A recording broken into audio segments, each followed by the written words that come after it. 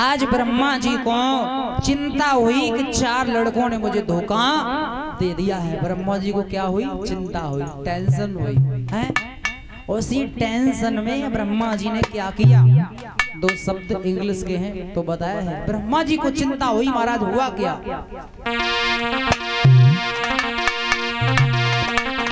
अरे बेटों ने ब्रह्मा को टेंशन दिया कि बेटों ने ब्रह्मा को टेंशन दिया तो टेंशन में टेंशन को पैदा किया। बेटों ने ब्रह्मा को टेंशन दिया तो टेंशन में टेंशन को पैदा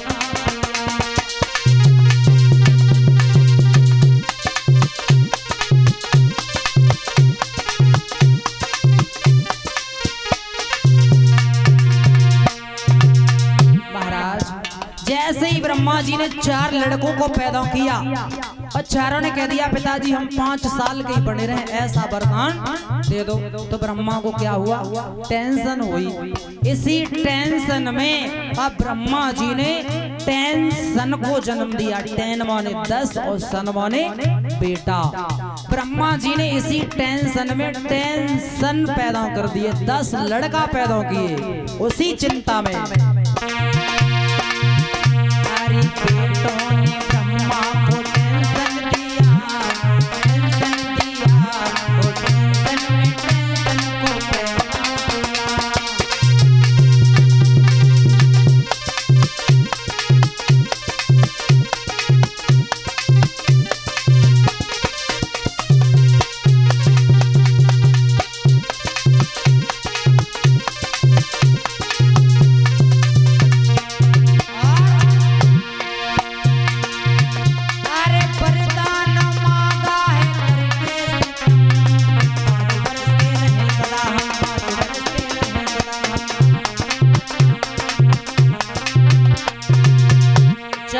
वरदान मांगा कि पिताजी हम 5 साल से बड़े नहीं हो, बस इतना वरदान हमें दे दो। इसी के लिए तो ब्रह्मा जी को चिंता हुई। अरे वरदान मांगा है करके सितम, 5 बरस के रहे सदा हम, 5 बरस के रहे सदा हम। अरे ऐसे विचारों को मेंशन किया तो टेंशन में टेंशन को पैदा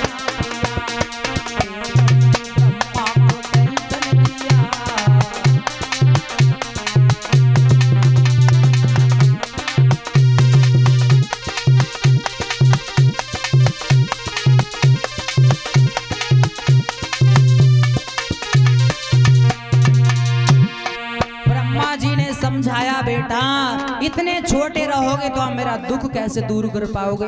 पिता हमेशा संतान से आशा करता है कि मेरी संतान बड़ी हो जाए, मेरा हाथ बटाए, लेकिन तुम कह रहे हो हम 5 साल के ही बने रहे हैं। अरे इतने छोटे कर जो रहोगे मेरे टुकड़ा कैसे हरोगे, मेरे टुकड़ा कैसे हरोगे।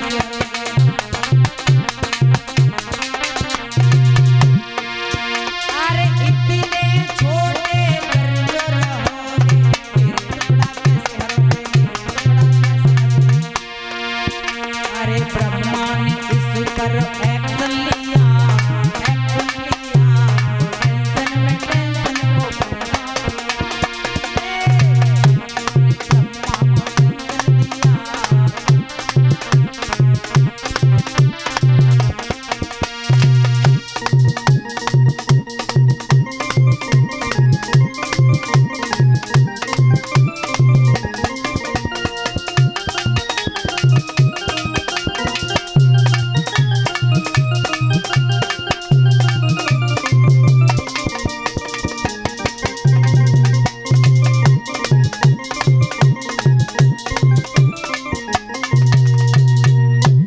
ब्रह्मा जी को बड़ी चिंता हुई तो उसी चिंता में ब्रह्मा ने 10 लड़का पैदा किए। अत्रि, अंगरा, वशिष्ठ, पुलस्त, क्रतु, भृगु, वशिष्ठ, इस प्रकार से 10 लड़का पैदा किए। और जब 10 लड़का पैदा किए, लेकिन पैदा कैसे किए महाराज? ब्रह्मा जी आसन लगाकर बैठ गए और जब आसन लगा के बैठे ब्रह्मा जी, तो ब्रह्मा जी ने अपनी गोद में से नारद जी को जन्म दिया। जो नारद जी हैं बीड़ा बजाने वाले, इन नारद जी का जन्म ब्रह्मा जी की गोद में से हुआ है। इन नारद जी को किसी माता ने जन्म नहीं दिया है, इनका जन्म ब्रह्मा जी की गोदी से हुआ है। और ब्रह्मा ने अपनी आंखों से अत्रि महाराज को जन्म दिया और ब्रह्मा जी ने त्वचा से क्रतु महाराज को जन्म दिया। ब्रह्मा जी की पीठ से अधर्म का जन्म हुआ, ब्रह्मा जी के नीचे वाले ओठ से लोभ का जन्म हुआ और ब्रह्मा जी के गुदा से पाप का जन्म हुआ। ब्रह्मा जी के मुख से सरस्वती माता का जन्म हुआ, जो विद्या की देवी है। और जैसे ही ब्रह्मा जी ने सरस्वती को जन्म दिया, तो ब्रह्मा जी ने विचार किया कि अब सृष्टि का विस्तार ऐसे में कब तक करता रहूंगा अपने शरीर से। तो ब्रह्मा जी ने आगे चल करके और अपने सीधे हाथ की तरफ से एक लड़का को जन्म दिया, स्वयंभव मनु को। फिर विचार करने लगे, हे भगवान, मैंने अब तक इतने बच्चों को जन्म दिया है, लेकिन ये सारा भार मेरे ही ऊपर है। मैं ऐसे कब तक संतान को जन्म दूंगा? जब तक स्त्री और पुरुष का जोड़ा नहीं होगा, तब तक ये सारे कार्य और सारा भार मेरे ऊपर ही निर्भर रहेगा। ब्रह्मा जी सोचने लगे,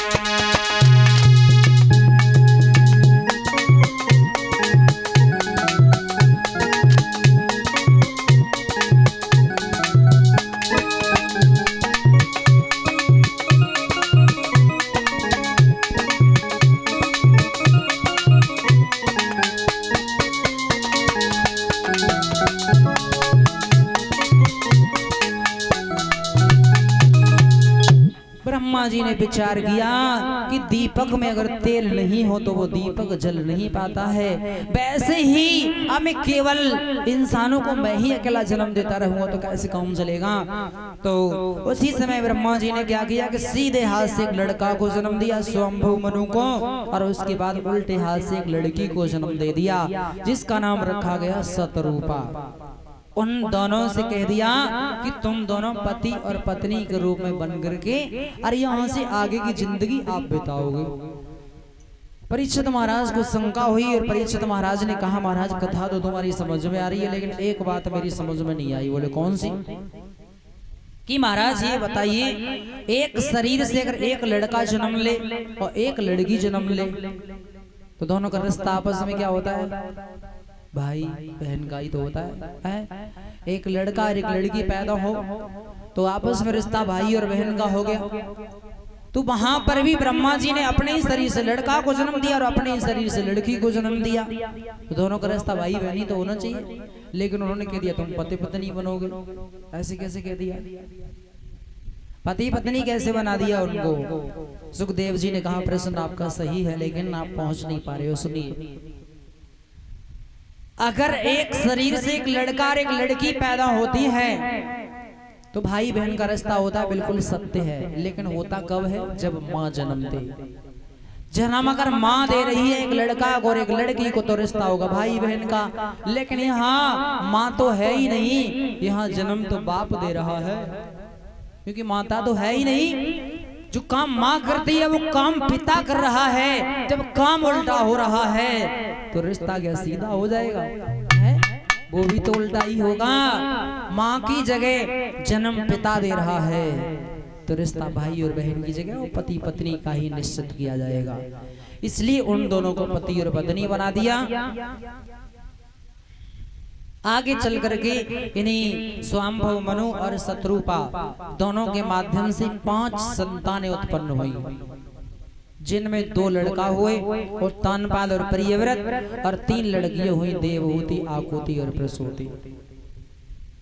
5 संतानें उत्पन्न हुई और इन्हीं 5 संतानों के माध्यम से आज हमारा पूरा संसार है।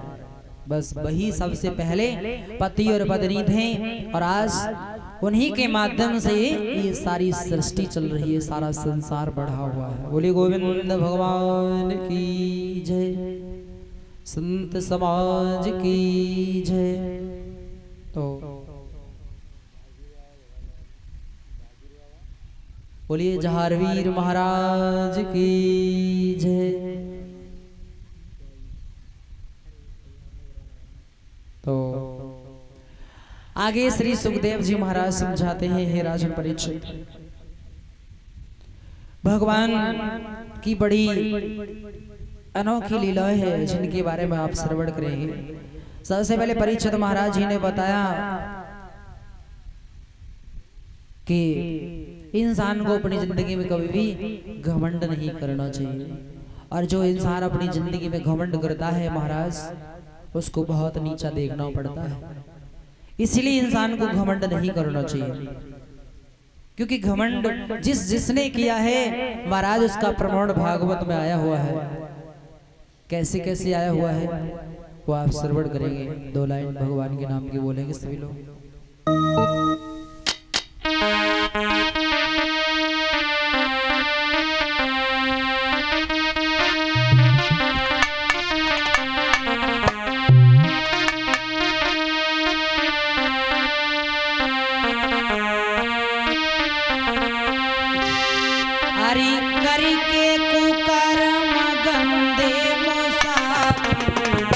क्यों माया में अंधे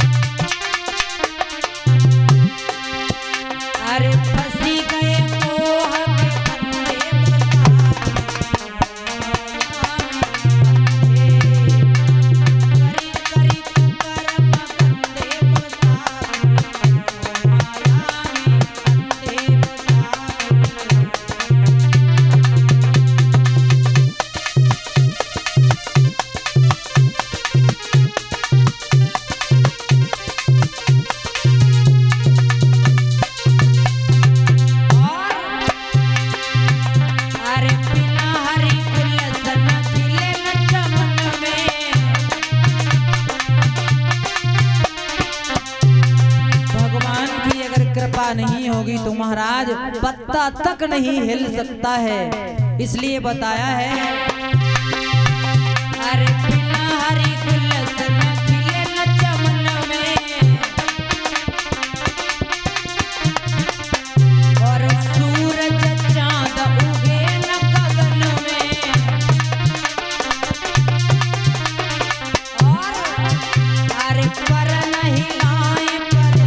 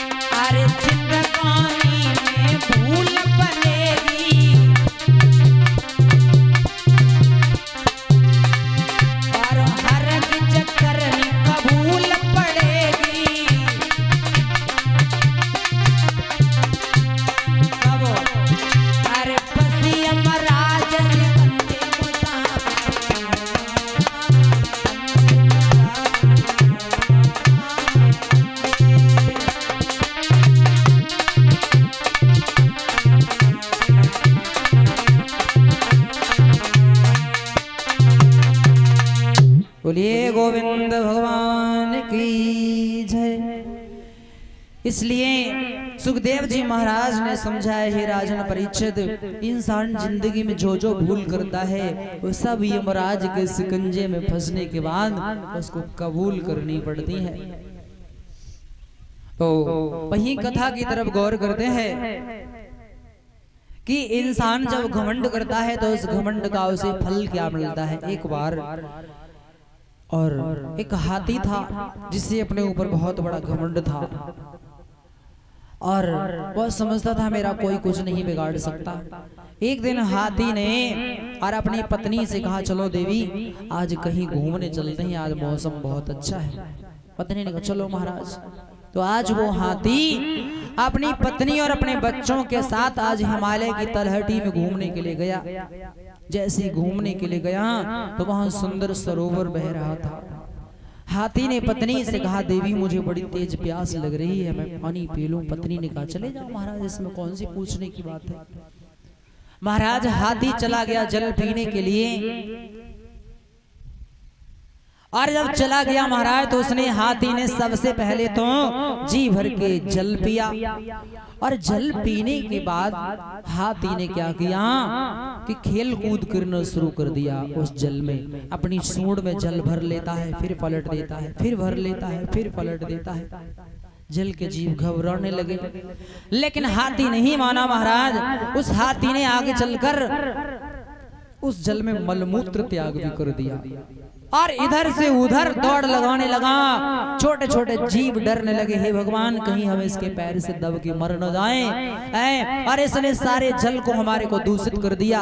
लेकिन हाथी ये सब घमंड में कर रहा था, क्योंकि सोच रहा था इसमें छोटी छोटी मछली होंगी, मेरा क्या बिगाड़ सकती है। लेकिन घमंड किसी का ज्यादा दिन नहीं चलता, देर हो सकती है लेकिन भगवान के दरबार में अंधेर नहीं होता कभी। थोड़ी देर बाद हुआ क्या कि जैसे ही हाथी ज्यादा से ज्यादा आतंक मचा रहा था तो उसी जल में एक मगर रहता था, गिरहा। उस गिरहा ने उस हाथी के पैर को पकड़ लिया। गिरहा अंदर की ओर खींचने लगा, हाथी बाहर की ओर खींचने लगा। परिणाम ये हुआ कि हाथी जरा सा भी ऊपर नहीं खींच पाया, लेकिन गिरहा उसे अंदर की ओर खींचने लगा। हाथी अंदर की ओर बढ़ने लगा। हाथी को लगा कि मेरे से कोई ज्यादा ही बड़ा ताकतवर है। महाराज जब हाथी को लगा कि मेरी सूंड जौवर रह गई है, हाथी घबराने लगा। उसकी हालत क्या हो गई।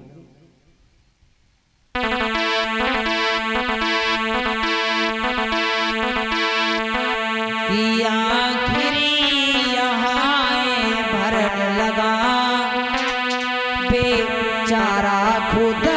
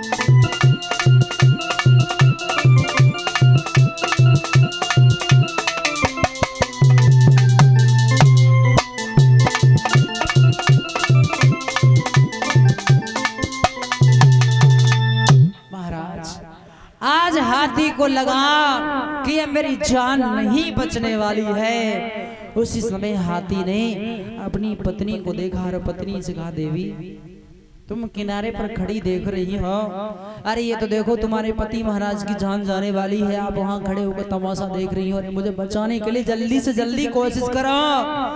लेकिन पत्नी कहने लगी, हाँ महाराज मैं आपको देख तो रही हूँ, लेकिन महाराज अब मैं क्या करूं।